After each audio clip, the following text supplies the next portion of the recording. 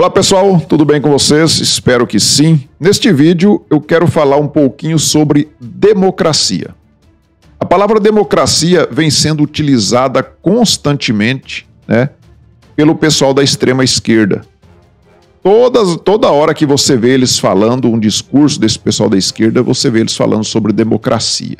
Ah, estamos fazendo isso em defesa da democracia. Nós somos o campo democrático. Quantas vezes eu vi esse pessoal da esquerda aí falando que eles são do campo democrático e o outro lado é o fascismo. Então essa luta, essa guerra que eles fizeram do nós contra eles, eles tentam colocar o lado deles como o lado democrático e quem não pensa como eles, quem diverge, que tem ideias divergentes das deles, é tratado então como fascista. Mas será mesmo que esse pessoal da esquerda coloca em prática a democracia que eles pregam? Vamos dar uma olhadinha aqui nesse vídeo. Vê se vocês sabem, se vocês reconhecem esse rapazinho aqui nesse vídeo.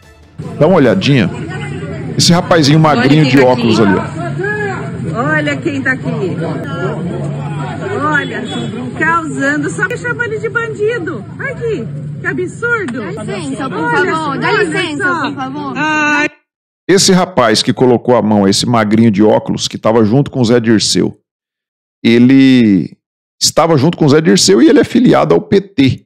E ele trabalha na Jovem Pan. Ele é esse menino aqui, ó. É o Leonardo Grandini. Ele trabalha no programa chamado Linha de Frente, lá da Jovem Pan, e ali ele faz comentários sobre política. Filiado ao PT, amiguinho do Zé Dirceu, mas a Jovem Pan é acusada de não ter igualdade de condições ali no debate político, É acusado de que as pessoas ali, os jornalistas são de direita e não tem jornalistas de esquerda, Como quem se lá na Globo, na CNN, tivessem jornalistas que fazem esse debate com ideias de direita. Não tem. Então, a única empresa de comunicação hoje no Brasil que tem essa democracia de fato, que é essa liberdade das pessoas exporem as suas ideias de forma divergente no mesmo ambiente, é a Jovem Pan. E ela está sendo perseguida, está sendo censurada, porque eles fazem críticas realmente ao ex-presidente Lula. Críticas muito duras, inclusive. Só que as outras empresas que fazem críticas ao presidente Bolsonaro não sofrem essa mesma perseguição, essa mesma censura. Então, o Leonardo Grandini, que é esse menino que eu mostrei para vocês aí, ele se posicionou em defesa da empresa que ele trabalha e contra essa censura que a empresa vem sofrendo. E aí o que aconteceu com ele, e olha que nem eu disse, ele é filiado ao Partido dos Trabalhadores, ou pelo menos era, O que aconteceu? A militância do PT foi para cima desse cara, massacrou ele, tanto é que ele falou isso ao vivo no programa Linha de Frente. Ele citou isso, ele não se aguentou e falou sobre isso. Você via que o cara estava, assim, magoado de ter pessoas que um dia ele acreditou que estavam defendendo democracia, liberdade, essas coisas. E quando ele defendeu a liberdade, que ele foi contra a censura que tanto eles criticam que tinha nos governos militares, eles foram para cima dele como feras.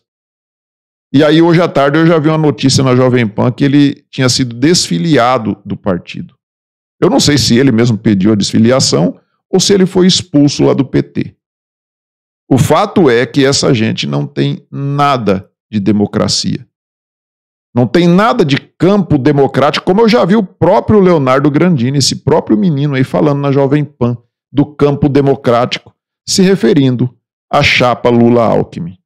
E do outro lado, o presidente Bolsonaro, a chapa dele, Bolsonaro e Braga Neto, é o lado do fascismo, Então tá aí, para você ver quem que é democrático e quem que é fascista. Quantas vezes o presidente Bolsonaro perseguiu, ou o pessoal da direita perseguiu pessoas desse nível aí? Quantas vezes? Mas isso é bom que aconteça com esse pessoal do PT, para eles abrirem os olhos e verem que aquilo que eles criticam não é tudo aquilo que eles falam, e aquilo que eles ficam defendendo também não é aquilo que eles defendem. Essas pessoas são doentes, são doutrinadas, são doentes. Então, o Leonardo Grandini acaba de ser desfiliado do PT, porque ele defendeu a empresa que ele trabalha contra a censura que a empresa vem sofrendo. E por falar nessa censura, vamos falar do TSE. E falar do TSE, nós vamos falar do presidente do TSE. Vamos ver o que dizia o hoje presidente do Tribunal Superior Eleitoral, há alguns anos atrás, não muito tempo atrás. Vamos ver?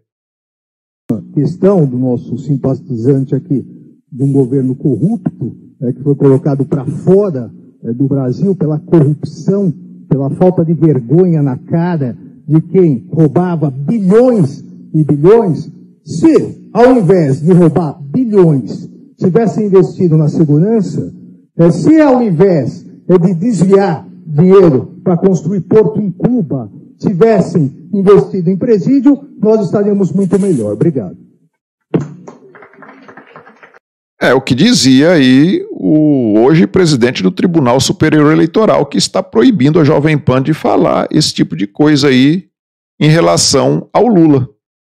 Né? É o que ele dizia. Tá? Aí você vai falar, mas o vídeo é antigo e ele mudou de ideia. Aí eu pergunto, e por que será que ele mudou de ideia, né? Por que será? Será que tem alguma coisa a ver com o Geraldo Alckmin? Porque todo mundo sabe que o Alexandre de Moraes e o Geraldo Alckmin, eles têm uma ligação, né, muito íntima, muito umbilical, né?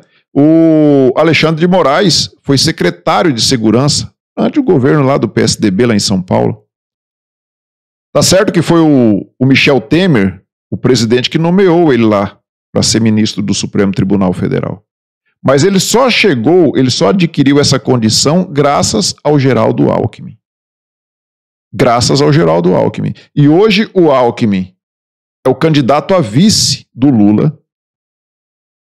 E o Alexandre de Moraes é o presidente da corte que está julgando tudo o que acontece nesse pleito eleitoral. Inclusive está legislando, está mudando as regras no meio do jogo, está perseguindo as pessoas e perseguindo até setores da grande mídia já. E aí nós temos que confiar que o Alexandre de Moraes é um cara isento, é um cara que, acima de qualquer suspeita, né? Nós não podemos suspeitar do Alexandre de Moraes. Eu acho que ele mesmo deveria se considerar suspeito para ser presidente do Tribunal Superior Eleitoral nessas eleições, tendo em vista que o seu padrinho político, que não deveria ser isso, porque ele não é político, né? Pelo menos não deveria ser, né? Mas a gente sabe que todos os que chegam ali chegam por política, né? Por um padrinho político. Mas ele deveria se declarar suspeito e não ser presidente do Tribunal Superior Eleitoral nessas eleições, justamente porque o seu padrinho político é um dos candidatos, é o candidato a vice do Lula. Então, meus amigos, para vocês verem nesse vídeo que ficou bem claro quem que realmente defende a democracia. Quem fala em democracia e quem que defende a democracia. O pessoal da esquerda vive falando em democracia, mas vocês viram o que aconteceu com o Leonardo Grandini, né?